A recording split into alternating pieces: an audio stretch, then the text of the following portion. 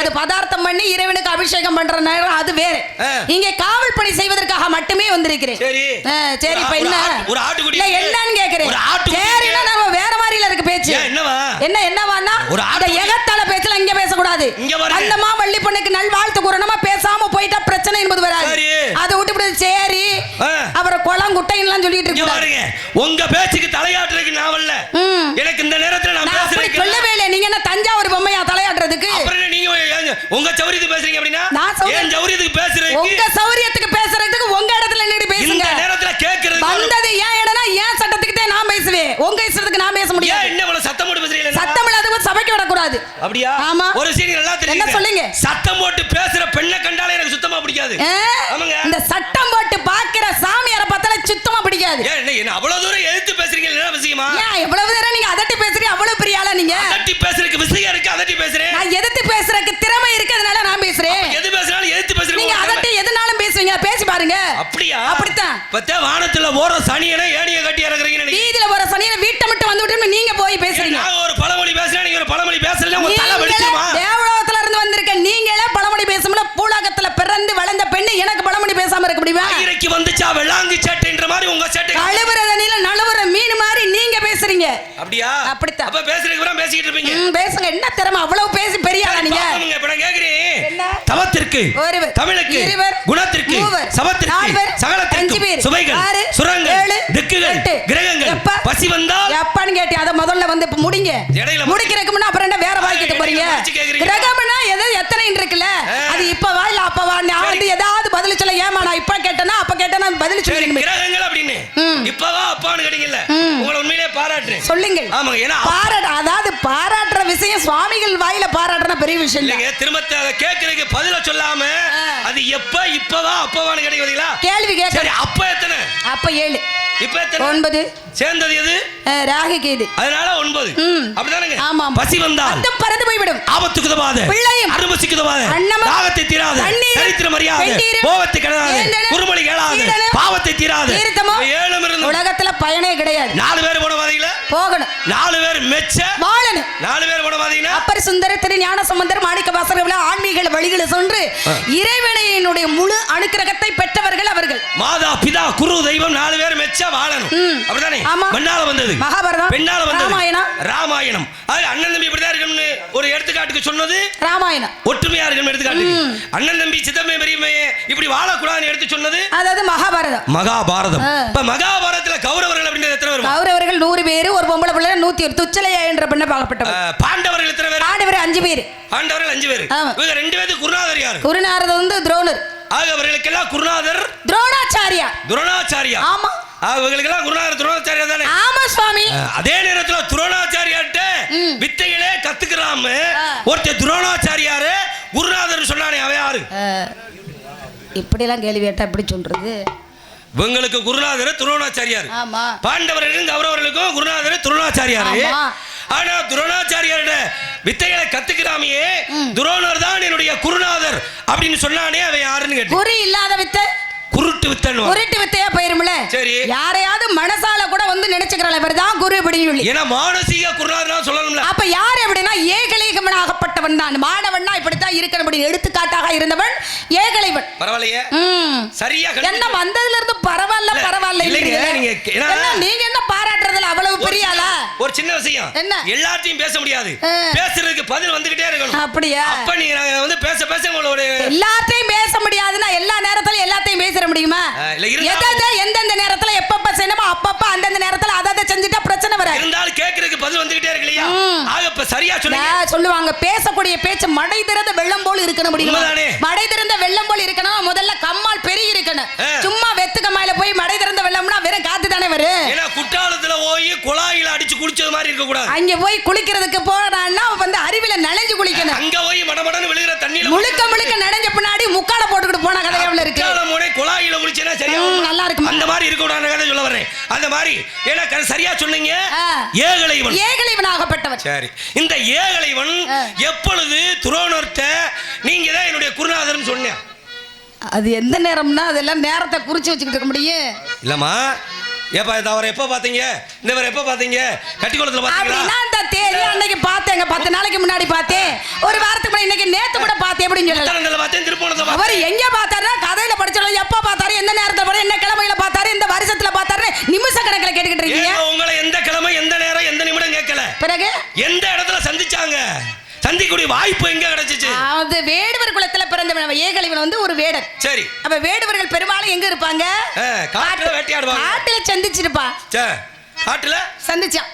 காட்டுல சந்திச்சாங்களா? ஆமா சுவாமி. காட்டுல சந்திச்சாங்க. காட்டுக்கு இவங்க ஏன் போனாங்க? காட்டுக்குன்னா வேட்டைக்கு போயிருப்பாங்க. யாரு போனது? யாரு? துரோணர் வந்து போக கிடையாது.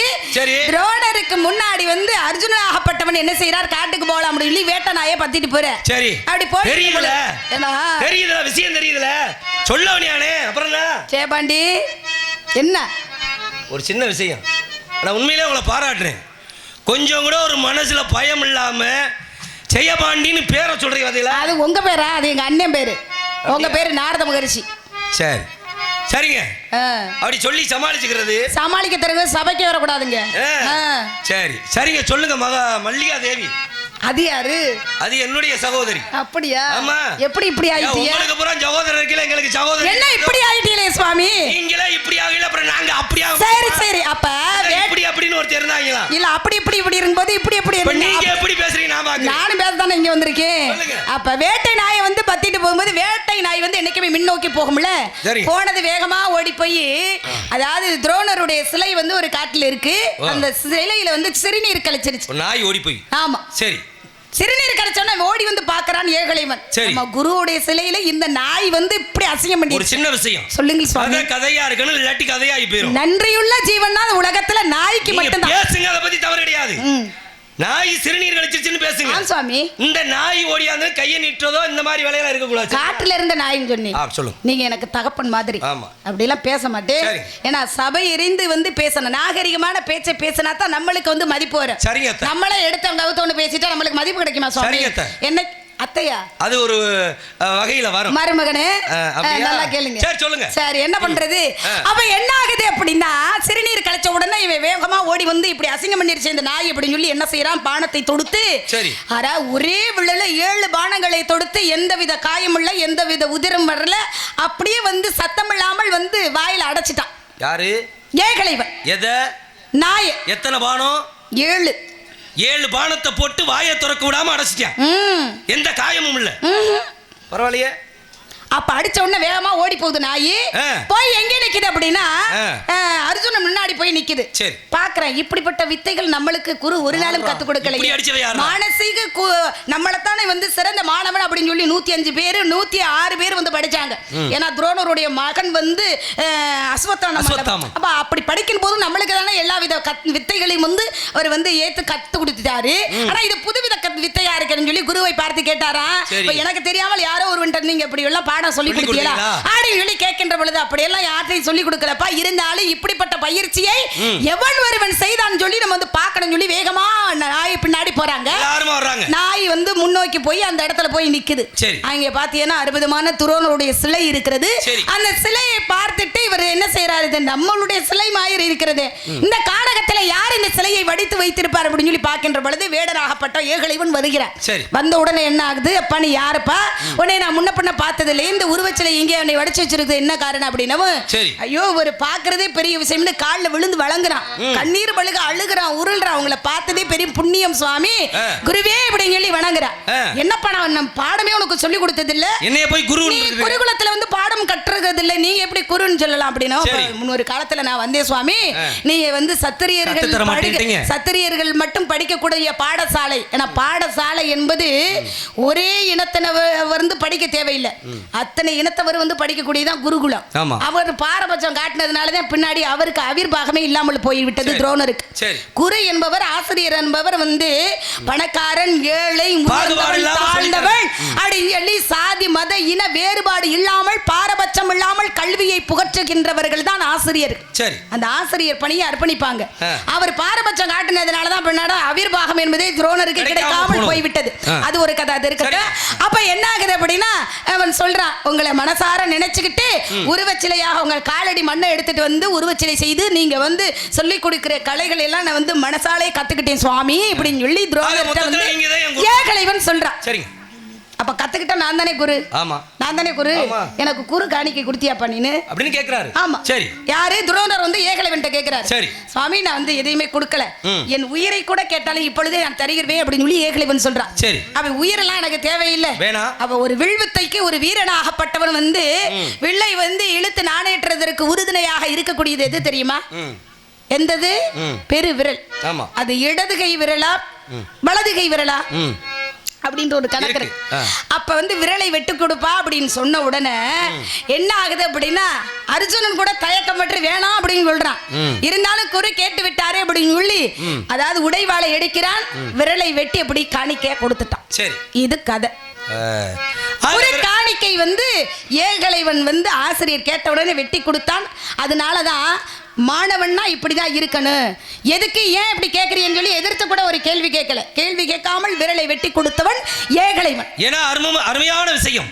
தர்மம் அதர்மம் பின்னாடி போர் நடக்க போகுது. ஆக இவன் கெட்டவன் பக்கம் போய் சேர்ந்துடக்கூடாது. பெரிய திறமசாலியா இருக்கான், அவனுக்கு எப்படி குறுகாணிக்க கேட்கறது அப்படின்னு தந்திரமாக விரல வாங்கிட்டாரு. முனிவர்கள் வந்து முன்கூட்டிய விஷயத்தை அறியக்கூடியவர்கள். ஆமா துரோணர் என்னமோ அஸ்தினாபுரத்துல வந்து கௌரவர் பக்கம் தான் இருப்பார். இருந்துட்டாலும் இவன் வந்து எந்த பக்கம் சேருமா போர்க்களத்தில் இவனுக்கு தெரியும்.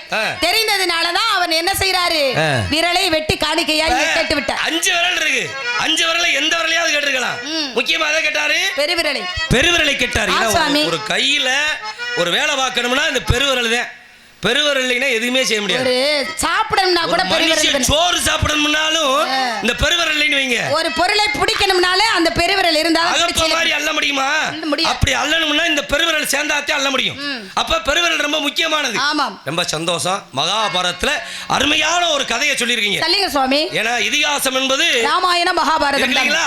இத வந்து படிச்சா புண்ணியம். அதே மாதிரி படிச்சத பிறர் வேருக்கு சொல்லுகிற பொழுது அதுக்கும் புண்ணியம். கேட்கிறவங்களுக்கு அத காட்டுல புண்ணியம். உண்மை உண்மை. புண்ணியம் கிடைக்கணும்னு இவங்க எல்லாம் கேக்குறாங்க. புண்ணியமே வேணாம்னு பப்புன் டான்ஸை பார்த்துட்டு போனவங்க போயிட்டாங்க. அது போயிட்டு போறாங்க. ஆமா இது கலியுகமே என்ன நல்லதை யாரும் பெரும்பாலும் ஏற்றுக்கொள்வது கிடையாது.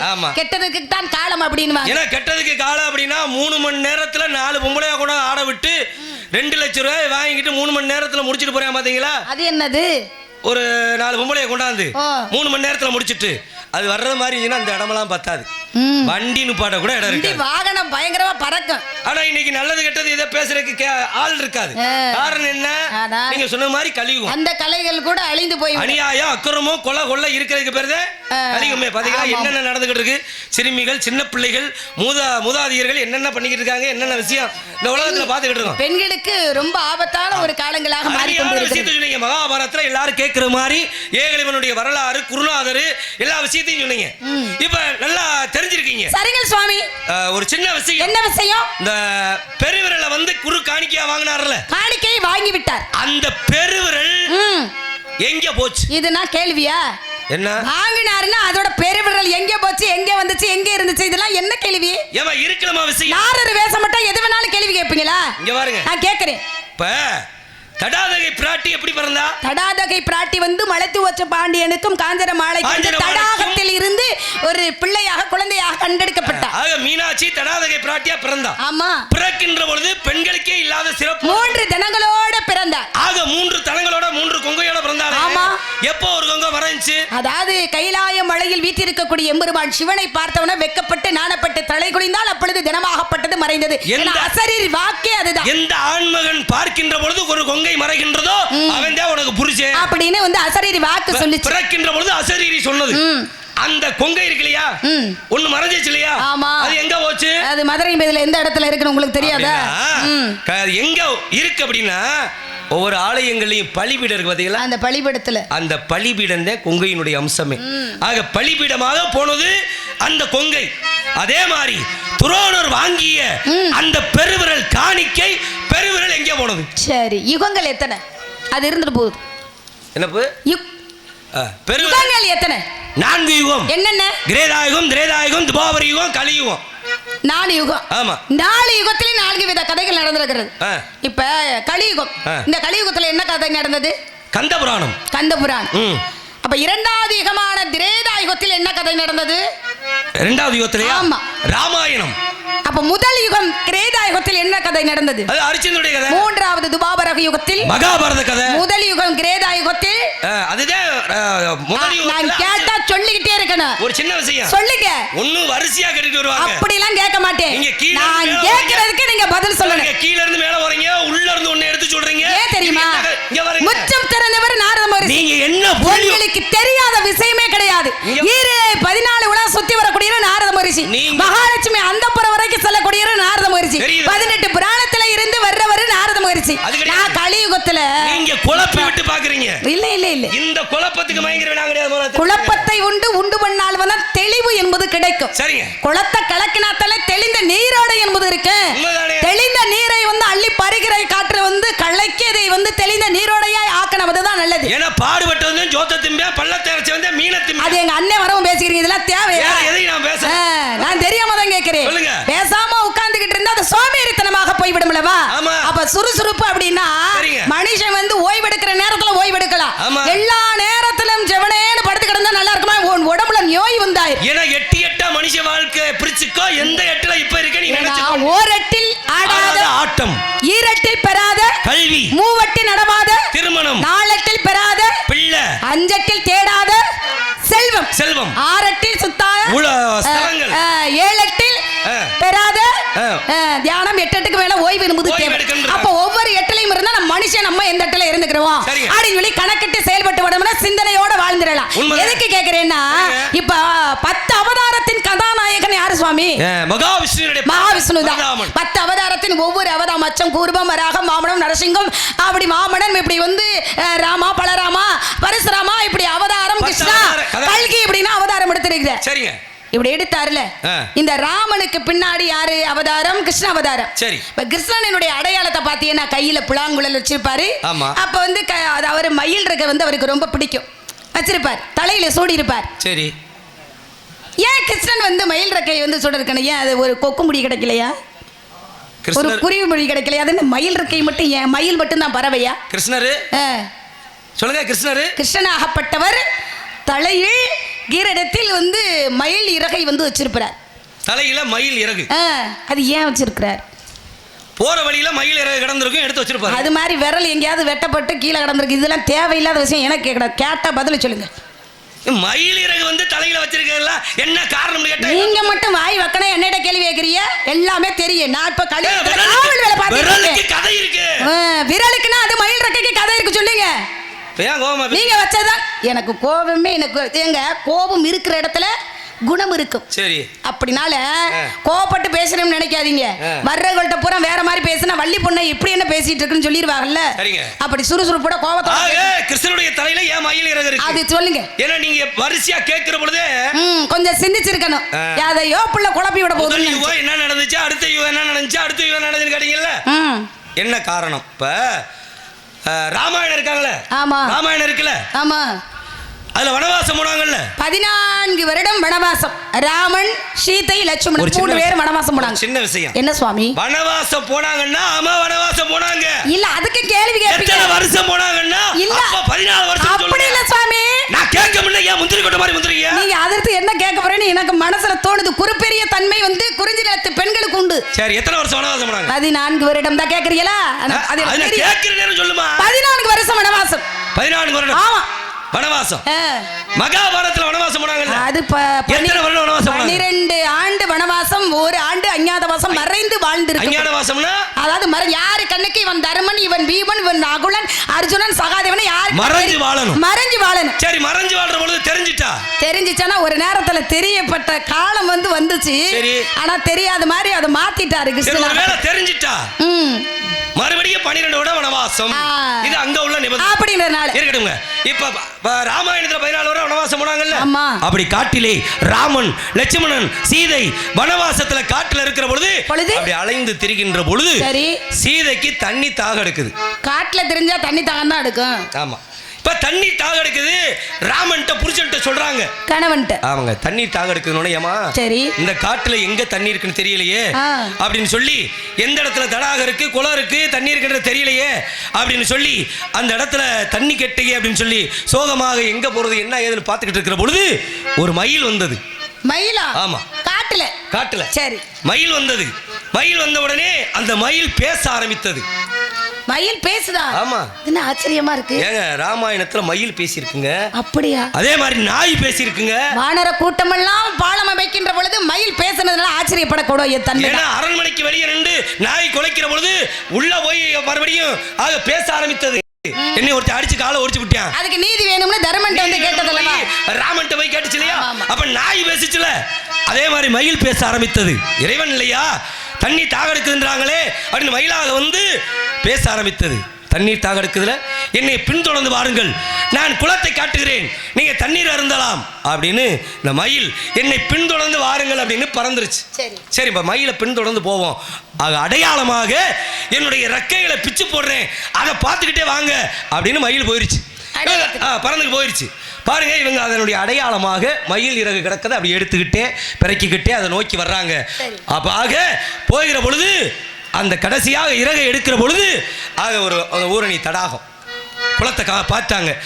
குளத்தை பார்த்த உடனே ஆகா குளம் வந்துருச்சு, தண்ணீர் கிடக்கு அப்படின்னு எல்லாருமா சேர்ந்து தண்ணீரை அருந்தி விட்டு அவசரத்தில் தண்ணீரை குடிச்சிட்டு நம்மளுக்கு உதவி செஞ்சிச்சு இந்த மயில். அங்க மயிலை பார்க்கணுமே, அங்க மயிலை காணாமே அப்படின்னு பார்க்கிற பொழுது அப்படியே பாருங்க, அந்த ஓரமா மயில் இறந்து கிடக்கிறது.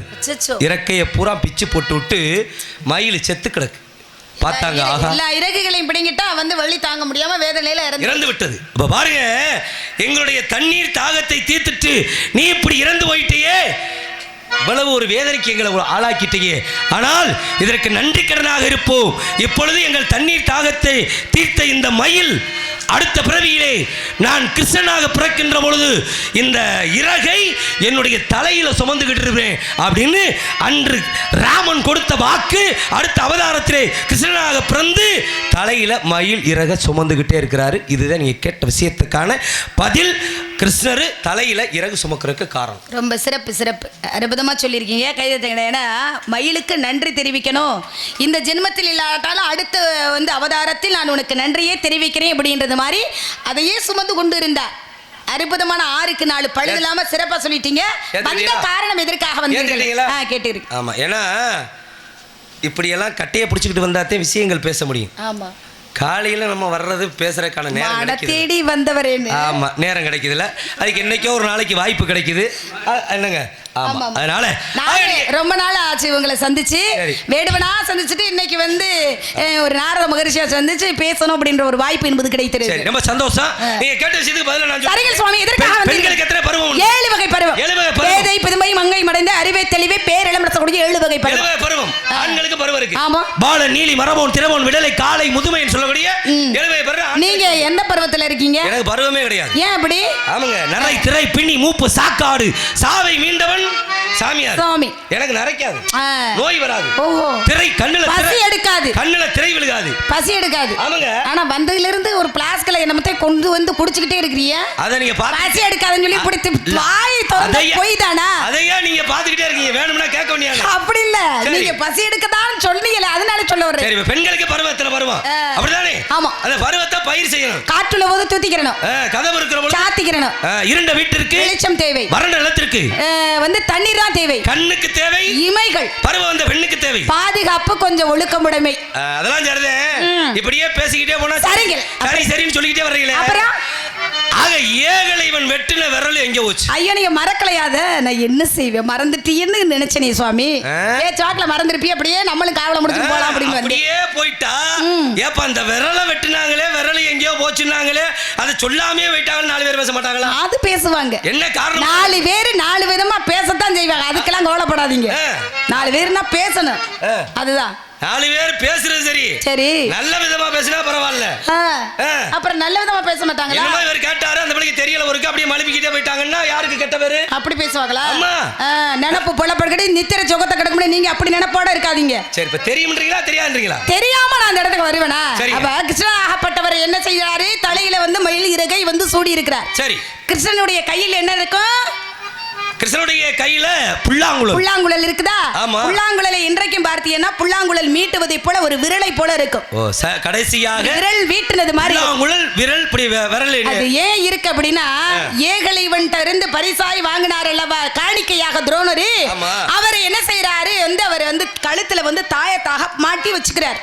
அந்த விரல் இருக்க தொட்டிக்கும் தாயத்தா போட்டாரு. விரல் இருக்க தொட்டிக்கும் துரோனுடைய உயிரை யாராலும் பறிக்க முடியாது. ஏன்னா ஒரு சின்ன விஷயம் சொல்லுங்கள் சுவாமி. ஏன்னா நம்ம எல்லாம் சின்ன பிள்ளையா இருக்கையில தாயத்து போட்டோம். என்ன தாயத்து போட்டாங்க தெரியுமா? தொப்புள் கொடியை எடுத்து பிறந்த குழந்தைக்கு அந்த தொப்புள் கொடி எடுத்து ஒரு தாயத்தாக சுத்தி இடுப்புல போட்டோம். ஏன் அப்படின்னா வராது நோய். ஏதாவது ஒரு அந்த பிள்ளைக்கு உடம்புக்கு முடியாத நிலை வருகிற பொழுது அந்த தொப்புள் கொடி அந்த தாயத்துல இருந்து பிரிச்சு எடுத்து ஒரு நீர்ல கலந்து கொஞ்சமா போட்டு குடிச்சோம்னா உடனே தீர்ந்து போகும் என்பது ஐதீகம். இன்னைக்கு எல்லாம் மறந்து போச்சு. எந்த தாயத்தை எதை போட்டுக்கிட்டு இருக்கோம்? சரிங்களா? ஆமாங்க. அதே மாதிரி துரோணர் கட்டவரெல்லாம் தாயத்தாக்கி போட்டுக்கிட்டாரு. அப்படி போடும்போது போர்க்களத்துல இருந்து யுத்த களத்துல முடிச்சிட்டு பரணசாமி அந்த கூடாரத்துல அமர்ந்திருக்காங்க. கிட்சன் பாக்குறாரு, என்ன தெய்வமாக இருக்கிறவருக்கு முன்கூட்டிய விஷயம் தெரியுமில்லவா? அந்த தாயத்தை துரோணருடைய கழுத்தில் அலங்கரிக்கின்ற பொழுது அவர் உயிரை யாராலும் பறிக்க முடியாது. தாயத்து இருக்கிற வரைக்கும் அவர் கொல்ல முடியாது. அவர் கொல்லாட்டி வந்து பாண்டவர்கள் தோத்து போயிருவாங்கல்ல. சூட்சமமாக அந்தணனாக ஒரு சாயந்தர நேரத்துல போறாரு. துரோணர்கிட்ட வந்து போய் என்ன செய்யறாரு, ஐயா ஒரு ஏதாவது யாசகம் தாருங்கள் அப்படின்னு கேட்கும்போது அந்தணனாக போவோம், என்னப்பா உனக்கு வேணும் அப்படின்னு. நான் வந்து ரொம்ப ஏழையா இருக்கிறேன், எனக்கு வந்து ஒரு பெண் பிள்ளை இருக்கிறா, திருமணம் முடிச்சு கொடுக்கணும், அவருக்கு ஏதாவது பொருள் பரிசு பொருள் இருந்தா கொடுங்கயா அப்படின்னு சொல்லி கேட்க. இதே நான் வந்து அரசவையில இருந்திருந்தேன்னா என் மகன்கிட்ட சொல்லி எத்தனையோ பொன் பொருள் அள்ளி கொடுத்திருப்பேன். இப்ப வந்து போர்க்கடத்துல ஆயுதம் தான் இருக்கு, எந்த பொருளுமே கிடையாதப்பா, நான் எதை வந்து கொடுக்கறது ரொம்பவும் பாவமா இருக்கு, இல்லைன்னு சொல்ல முடியல அப்படின்னு சொல்லவும், வச்சுக்கிட்டே வஞ்சகம் பண்ணாதீங்க, வச்சிருக்கீங்கல்ல அதை ஒண்ணு கொடுத்தா போதும் அப்படின்னு சொல்லி அந்தணனாக இருக்கக்கூடிய கிருஷ்ண பரமாத்மா சொல்றாரு. என்ன கிட்ட போட்டிருக்கீங்கல்ல, என்ன கிட்ட என்ன எதுவுமே இல்லைன்னு சொல்லுவீங்களா? அப்ப தங்க தாயத்து போட்டிருக்கீங்களா, அதை கொடுங்கன்னு சொன்ன உடனே இவர் வந்து அதை வந்து மறந்துட்டு காணிக்கையா கொடுத்துறாரு. அதை வாங்கினது யாரு? கிருஷ்ண பரமாத்மா அல்லவா? அந்தணனாக வாங்கி அந்த விரலை பெருமை சேர்க்கணும் அப்படின்றதுக்காக கிருஷ்ணன் வைத்திருக்கிற புல்லாங்குழலில் வந்து விரலை மீட்டுவதை போல் வைத்திருக்கிறார். அப்ப ஏகலைவனுடைய விரல் எங்க இருக்கிறது? கிருஷ்ணனுடைய அந்த புல்லாங்குழலில் இருக்கிறது. எப்படி நன்றி தெரிவிக்கிறதுக்காக மயிலுடைய ரகையை வந்து தலையில் சூடுனது மாதிரி அந்த விரல் வந்து புல்லாங்குழலில் மீட்டு கொண்டு இருக்கிற சுவாமி. கேட்ட கேள்விக்கு இதுதான் பதில். விரல் எங்க போச்சு, விரல் எங்க போச்சுன்னு பரவாயில்லைங்க. சரி, அப்புறம் பரவாயில்லைன்னு சொல்லாதீங்க. ஆமா, எதுக்கு வந்து நீங்க நல்ல விஷயம்ங்க. சரிங்க சுவாமி. ஆமா, இருந்தாலும் கூட ஆடிப்பட்டோம் தேடி விதைக்கணும், பட்டம் தவறினால் நஷ்டமா போயிடும். பருவம் என்பது சித்திரமாக பாதுகாத்து வேண்டும். வருவது ஒரு முறை, ஆஸ்திரப்படி வழி தவறிவிட்டால் பெரிய உபத்திரமாக போய்விடும். போக்கலான்றதுக்காக பருவத்திற்கு உருவத்துக்கு தகுந்தபடி இந்த இடத்திலே நல்ல காரியம் பண்ணிட்டு வந்திருக்கேன். நல்ல காரியம் நடக்கிறதுனால தான் நம்ம எல்லாம் இந்த இடத்துக்கு வந்திருக்கோம். இல்ல உனக்காக நான் புருஷன் பார்த்து வந்திருக்கேன்.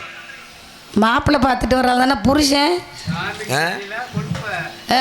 ரொம்ப தான் கொழுப்பு தேரு எல்லா இடத்தையும் சுத்தினாலும் கூட ஆமா முடிவுக்கு கடைசியில வந்து நிக்கிற இடத்துல ஆகணும்.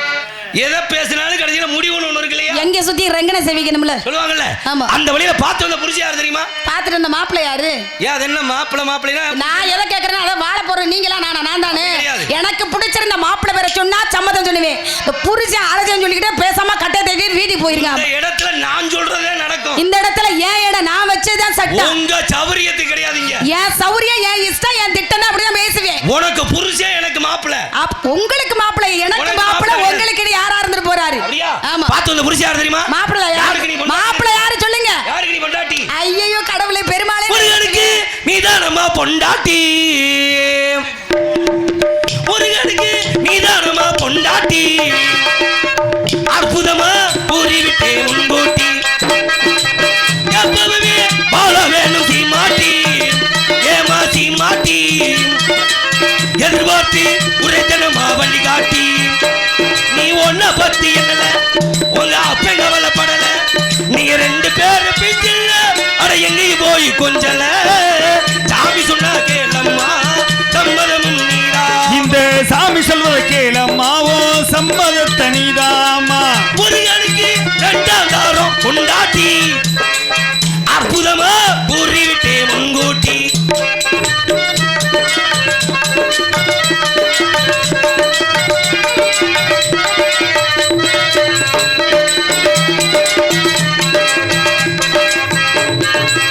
ஒரு நாள் சிவபெருமானிடத்திலே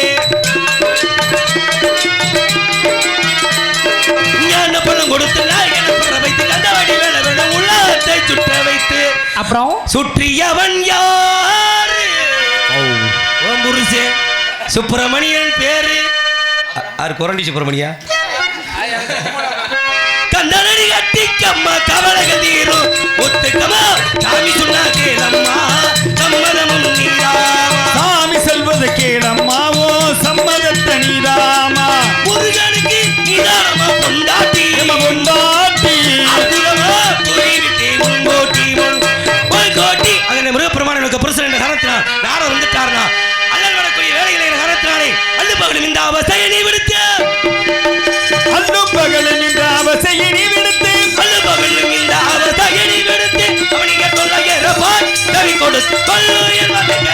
உங்கள் வார்த்தையை ஒரு நாள் நான் கேட்கவே முடியாது.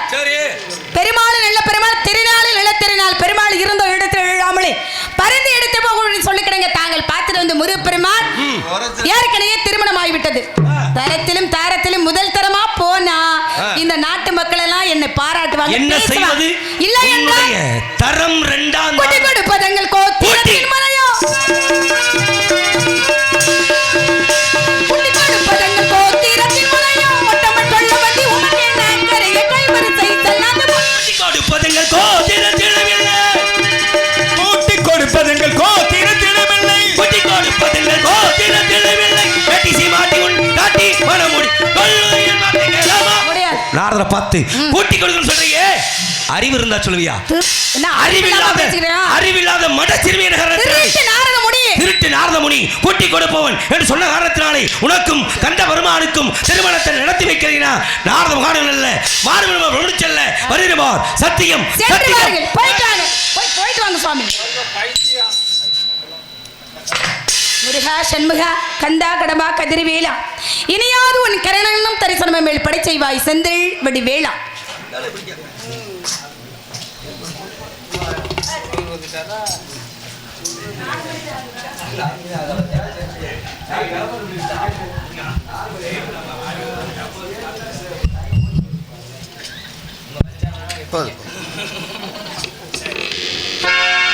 முருகா யானப்பண்டியா, திருச்செந்தூர் முருகா, பழனி முருகா, திருப்பரண்டு முருகா, வாங்க ஓடு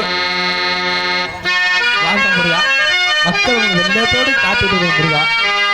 ஹலோ ஹலோ. சம்போ மகாதேவா, சம்போ மகாதேவா, சம்போ மகாதேவா. ஞானே குமாரி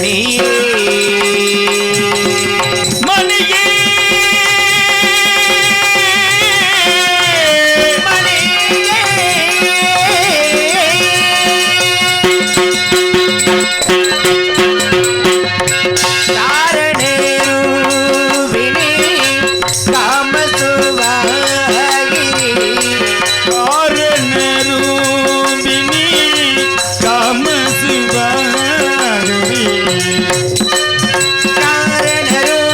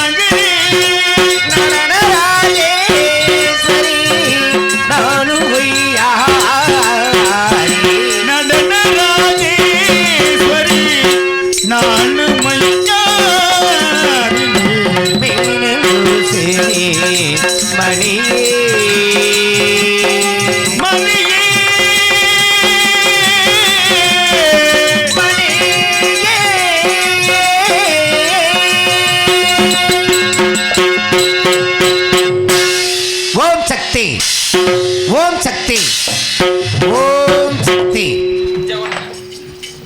அக்கல் காத்தல் அழித்தல் என்று சொல்லக்கூடிய முத்தொழிலுக்கு மூலகாரமாக விளங்கக்கூடியவன் என்னுடைய தந்தை சிவபெருமான். அவனிடத்திலே சிங்கமகன் தாரகன் சூரபதம் என்று சொல்லக்கூடிய அசுரர்கள் சாகா வரம் வேண்டி பெற்று 1008 அன்னங்களையும் 108 யுகங்களாக ஆட்சி புரிந்து வருகிற வேளையிலே அவர்களது கொடுமை தாங்க முடியாமல் தேவர்களும் முனிவர்களும் என் தந்தை சிவனும் வந்து முறையிட, அதனால் அவர் கோபம் கொண்டு நெற்றிக்கண்ணை திறக்க அதிலிருந்து 6 தீப்பறைகள் பிறக்க 6 தீப்பறைகளும் சரவணப்பைகளை விழுந்து 6 தாமரைகளில் யாம் குழந்தைகளாக உதயமானோம்.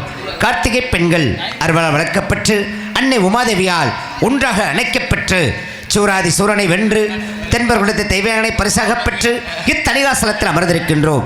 எங்கிருந்தோ வரும் நாத கீத ஓசை கேட்கும் பொழுது இசை மேதை நாரத மகரிஷி வருவதாக தெரிகிறது. வரட்டும், அப்பெரியாரின் வரவிற்காக இச்சின்னஞ்சிறியவன் வழி மீது விளைவித்து காத்துக் கொண்டிருக்கிறேன். எங்கு முருகநகரடிக்கும் வல்லாளவட்டியைச் சேர்ந்த அன்பு அண்ணன் முனைவர் சந்தனகுமார் அவர்களுக்கு விழா குழுவின் சார்பாக பொன்னாடை அணிவித்து பெருமைப்படுத்தப்படுகிறார்கள். பொன்னாடை போர்த்தை புகழாரம் சுட்டிய மாபெரும் கிராமத்தார்களுக்கு என் சார்பாகவும் எங்கள் இசைக்குழுவின் சார்பாகவும் நெஞ்சார்ந்த நன்றி நன்றி நன்றி. ஓம்காரவேலனவன்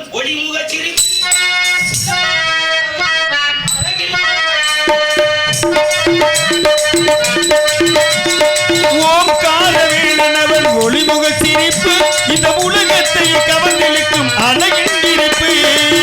ஓம்காரவேலனவன் ஒளிமுக சிரிப்பு இந்த உலகத்தையே கவர்ந்தெழுக்கும் அழகின் இருப்பு.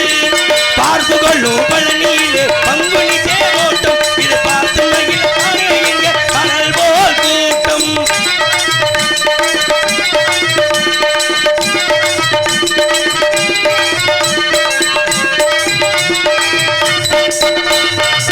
பக்தர்களின் தோளில் எல்லாம் பால் காவடி அடிபாடும் அவர் மன்னத்தில் எல்லாம் முருகன் சேவடி. பக்தர்களின் தோளில் எல்லாம் பால் காவடி ஆடி பாடும் அவர் மனதில் எல்லாம் முருகன் சேவடி. காணாத காட்சி எல்லாம் பழனி மலையிலே, காணாத காட்சி எல்லாம் பழனி மலையிலே அதை காட்ட முடியுமா எனது இசை நலையிலே. பார்ப்புகளும் பழனியிலே பங்குனி தேரோட்டம் இது பார்த்து மகிழ தானே அடல் போல் கூட்டம். முருகா முத்தமிழ் காவலா நாரத பிரியனே நமஸ்காரம் ஐயனே. இன்று போல் இன்று வாழ்க வாழ்க வாழ்க. வந்தவர்களுக்கு வரவேற்பு கொடுப்பது தமிழ் பண்பாடு இருந்தாலும் தாங்கள் பெரியவர் இச்சின்ன சிறியவளின் ஆடி வந்திருக்கின்றீர்கள். முதலில் என்னை வாழ்த்தருள வேண்டும். என்றுமே நலமோடு வாழ வேண்டும். வாழ்த்தமைக்கு நன்றி கூறி இதோ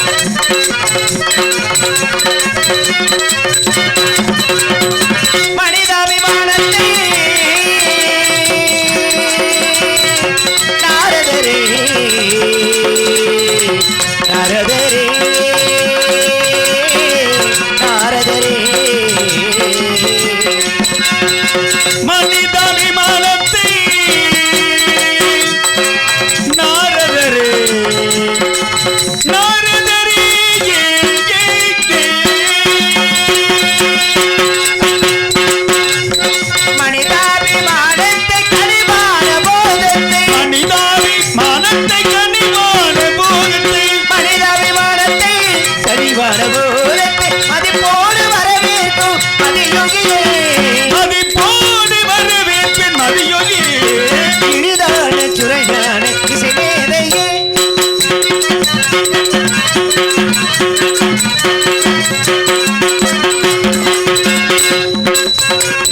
அறம்பாளைய சுரன்மானுடன் அனைவரும் நல்லவரே அகங்காரரின் குணம் கொள்கையை அகற்றிட வல்லவரே